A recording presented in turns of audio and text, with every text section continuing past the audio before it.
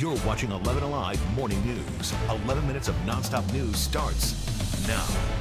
Make sure you grab your umbrella today, folks. You're going to need that. It's going to be a cool day. It's going to be damp as well, as we'll have a few scattered showers around. But will it last all week? I'll let you know in the full forecast straight ahead. All right, I found some of that rain you're talking about, Chesley. Look at that. It is pouring on our one and only wreck, I-20 eastbound around Turner Hill. I'll show you the backups. First in your 11 minutes of nonstop news, autopsy findings are set to be revealed later this morning for LaShawn Thompson. His family says that bed bugs ate him alive inside the Fulton County Jail. Molly Oak is live breaking down what we need to know ahead of today's news conference. Molly? And we talked with one of the family attorneys ahead of that press conference. He says the autopsy findings will show that Thompson died because of neglect by the jail staff. Take a look at your screen. This is a picture of LaShawn Thompson, who died inside the Fulton County Jail September of last year when he was in custody.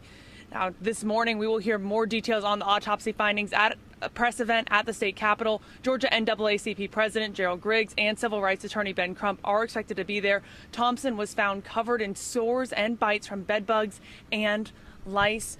We will hear more at that press conference at 11:30 this morning outside the state capitol. We'll bring you details as we get more. Guys.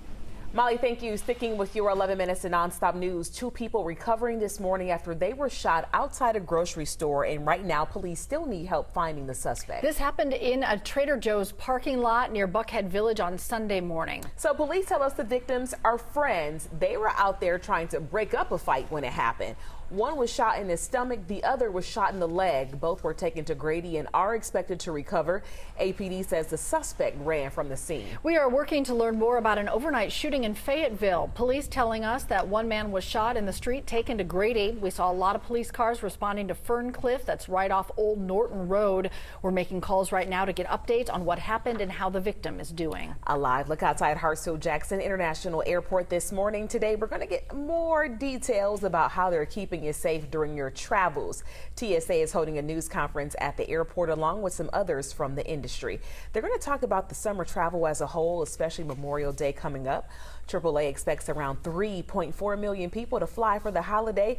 That includes more than 114,000 people from Georgia.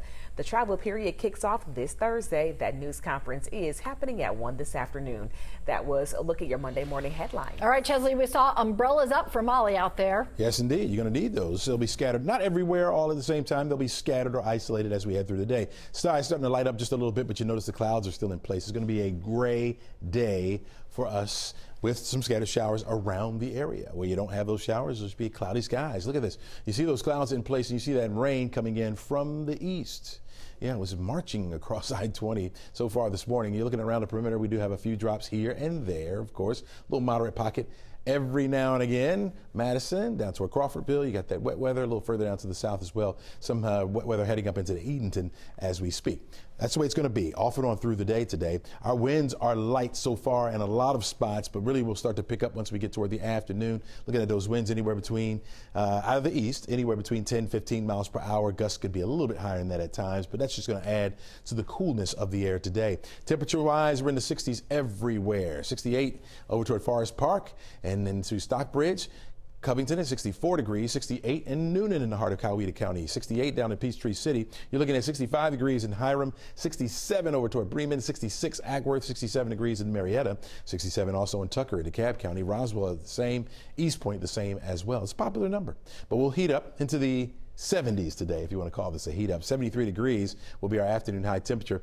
That's a good 10 degrees below where we should be for this time of year. We should be in the 80s. Again, a bit breezy out there, so it will be a cool day. You may want to grab that jacket along with the umbrella. We're going to do the same for tomorrow. In fact, Tuesday I think will be the coolest of the week, as highs will only heat up to around 70 degrees. We'll dry it up a little bit as we head toward the middle of the week and toward the end as well. It's only a 20% chance on Friday, so a very low threat for the rain, and I think we'll hold on to that as we head into Saturday as well.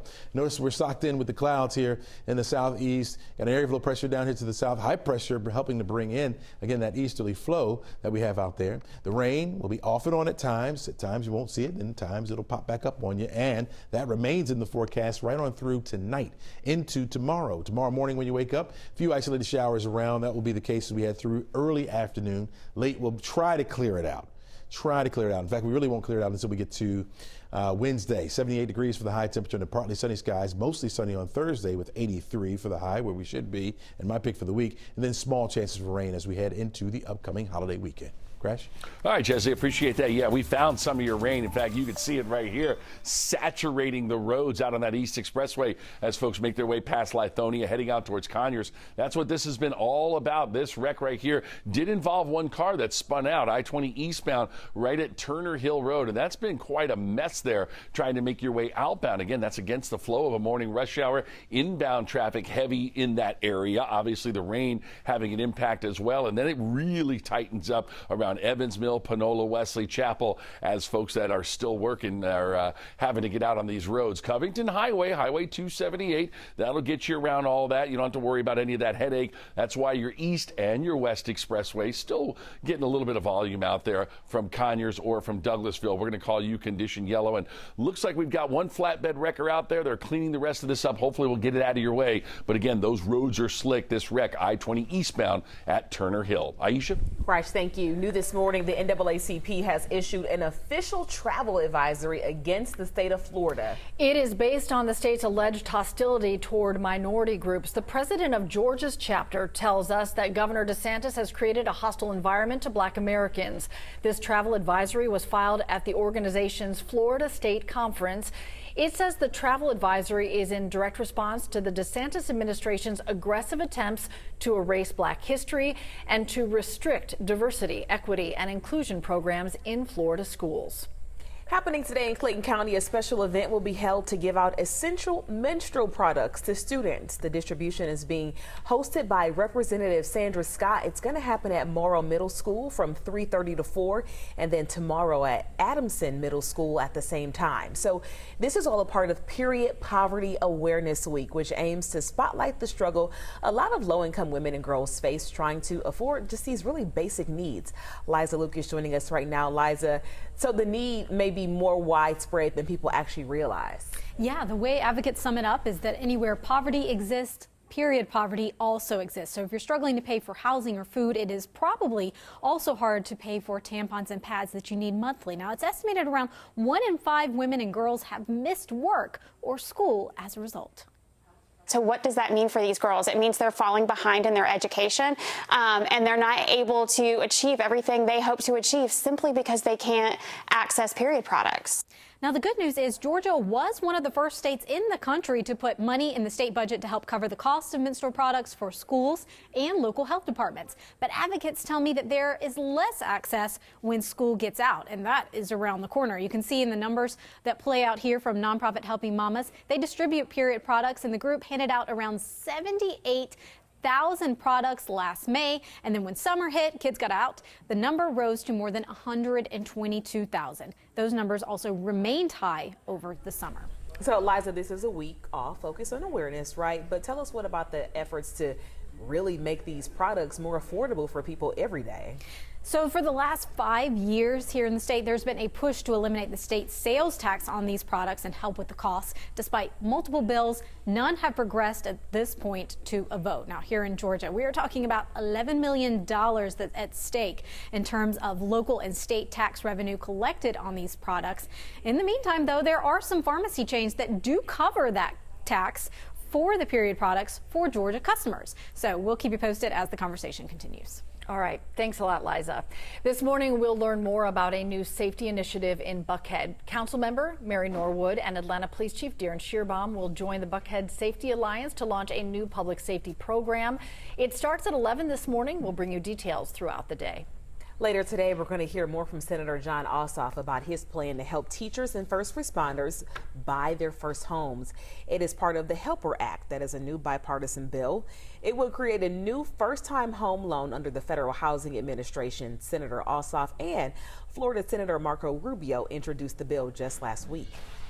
Well, by this afternoon, we'll be looking at the possibility for some isolated showers to be around. Temperatures right around 69 degrees, going up to a high of about 73. So that's cool for us this time of year. Plus, it will be a bit breezy. Those east winds anywhere between 10 15 miles per hour. Gusts could be a little bit higher than that at times. By 6 o'clock, still expecting those scattered showers to be around the area. It'll be off and on. 71 degrees by 6 o'clock tonight. Going out to see the Braves tonight. Temperatures around the same for first pitch. So grab maybe a little light jacket just in case you need it. Crash.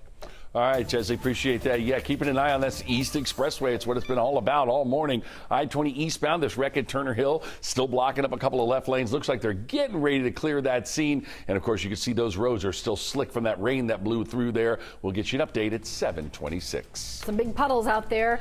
So graduation season continues in Metro Atlanta. Morehouse and Spelman grads celebrating after crossing the stage less than 24 hours ago. Morehouse College marking its 139th commencement ceremony with 3 valedictorians. Wes Moore, Maryland's first black governor, was the commencement speaker. He reminded students that their path will affect the next generation of Morehouse men. Spelman College celebrating a new class of graduates. This year's class, 468 students. They had 4 valedictorians. Congratulations to all. Some honorary degrees also handed out. Actress Tracy Ellis Ross and Pulitzer Prize winning writer Nicole Hannah Jones. Congratulations to all. Next phase of life now begins. Here it starts. Go on and soar. All right. All right, grab the umbrella. Hope you have a great day. We'll see you back here tomorrow morning.